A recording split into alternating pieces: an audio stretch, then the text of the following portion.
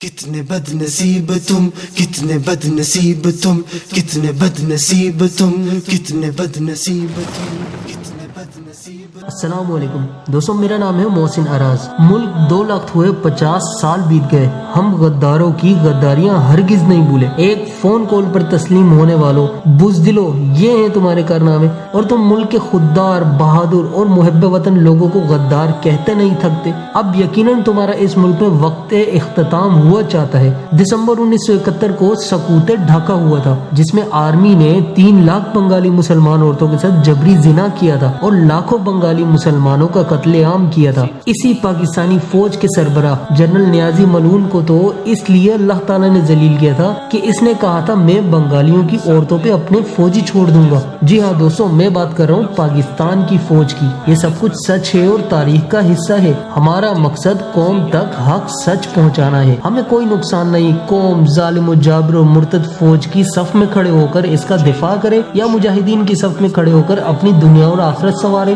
اصل حساب تو رب تعالیٰ ہی نے لینا ہے۔ عنقریب اللہ تعالیٰ ظالموں کو اور ظالموں کا ساتھ دینے والے اور دفاع کرنے والوں کو کبھی معاف نہیں کرتا۔ دوستوں، 1971 میں پاکستان کے 2 ٹکڑے ہوئے اور بنگلہ دیش ایک آزاد ملک بن گیا، جسے ہم سکوت ڈھاکہ کے بارے میں بھی جانتے ہیں۔ 1971 کی جنگ اور پاکستان کے ٹوٹنے کے عناصر اور وجوہات پر نظر ڈالی جائے تو ان میں برصغیر کی افواج کا ظلم، عصیبت، قوم پرستی اور لسانی بنیاد پر فسادات اور قتل و غارت نظر آتی ہے۔ 1971 کی جنگ میں پاکستان اور ہندوستان کی افواج نے ایک دوسرے کا کچھ زیادہ نقصان نہیں کیا، البتہ بنگالی اور بہاری لوگ بڑی تعداد میں قتل ہوئے اور مسلمان عوام ایک دوسرے کے مد مقابل کھڑے ہو کر قومیت کی خاطر مرنے مارنے پر نکلے۔ دوستوں، اس وقت مشرقی پاکستان جو آج بنگلہ دیش ہے، وہاں مکتی بانی تنظیم کی مدد ہندوستان نے کی، اور مغربی پاکستان جو آج پاکستان ہے، اس کی فوج نے البدر تنظیم کی بنیاد ڈالی۔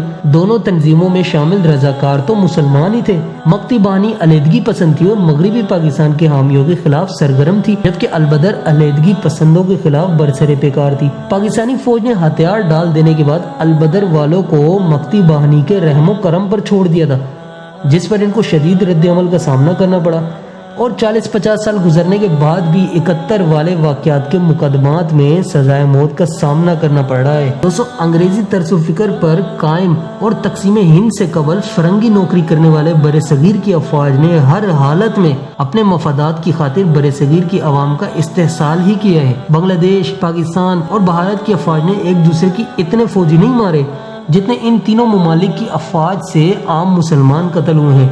آج بھی ان تینوں ممالک کی حکومتیں، افواج اور انٹیلیجنس ایجنسیاں خطے میں شریعت کے نفاذ اور مجاہدین کے خلاف ایک دوسرے سے تعاون کرتی ہیں۔ سرحدی لکیروں سے علیحدہ ہونے اور وردیوں کی رنگت میں فرق کے باوجود بھارتی، پاکستانی اور بنگلہ دیشی فوج کا اسلام پسندوں کے خلاف رویہ یکساں ہی ہے۔ نفاذ شریعت میں رکاوٹ بننے اور شریعت کا مطالبہ کرنے والے مسلمانوں کے قتل میں کوئی کسی سے پیچھے نہیں ہے۔ انگریز کی کھینچی سرحدی لکیریں قومیت، لسانیت، عصیبت کے سہارے ایک ہی خطے کے مسلمان ایک دوسرے سے متفکر کیے گئے اور شریعت سے دور رکھے گئے ہیں۔ دوستو، پاکستان، بنگلہ دیش اور بھارت کی فوجیں مسلمانان برصغیر پر مسلط فرنگی نظام کی محافظ ہیں، یعنی جمہوری نظام جو انگریزوں کا نظام ہے اس کی محافظ ہیں۔ پاکستانی فوج نے بنگلہ دیش میں مسلمانان بنگال کا قتل عام کیا، اور جب گائے کے پجاریوں سے معرکہ درپیش ہوا تو 90,000 کی تعداد ہونے کے باوجود ہتھیار ڈال دیے۔ یہ پاکستان کی شکست یا بنگلہ دیش کی فتح نہیں تھی، یہ تو فرنگیوں کے غلاموں نے اپنی عادت کے موافق معاملہ کیا کہ جب مسلمانوں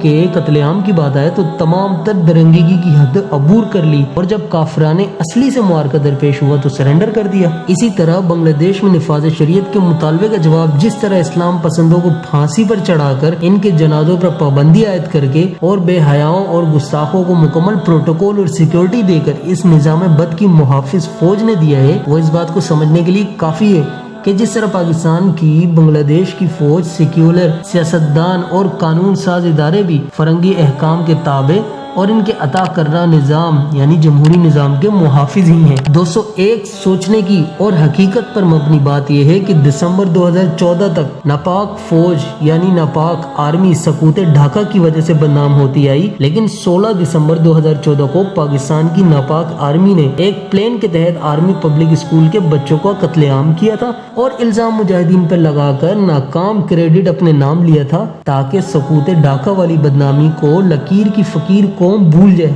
اور سیاست مجاہدین طالبان پہ اقوام متحدہ کے سامنے یہ الزام بھی لگا دیا گیا تھا کہ یہ طالبان لوگ تعلیم کے دشمن ہیں۔ دوستو حقیقت تو یہی ہے کہ پاکستان کے 2 ٹکڑے اسی پاکستانی فوج نے کیے، پھر مسلمانوں کا قتل عام بنگلہ دیش کے علاوہ کشمیر اور پھر پاکستان میں اسی فوج کے کارناموں میں سے ایک کارنامہ ہی ہے جو ان فوجیوں کی قبروں تک ان کے ساتھ جائے گا۔ مگر سوچنے کی بات تو یہ ہے کہ آج اچانک ہم سارا نقصان بھول کر اپنے حقیقی محافظ مجاہدین طالبان کو بھول کر ابھی تک اسی فوج کے گیت گاتے ہیں جنہوں نے ہمیشہ انگریزوں کی غلامی اور مسلمانوں سے دشمنی کی ہے۔ اللہ کرے ہمیں دوست اور دشمنوں کی پہچان جلدی ہو جائے تاکہ ہم پاکستانی، بنگالی اور ہندوستانی نہیں بلکہ صرف مسلمان بن جائے اور وطنیت کے بت کو توڑ کر انگریز غلام پاکستانی، بنگالی اور ہندوستانی فوج کو شکست دے سکیں۔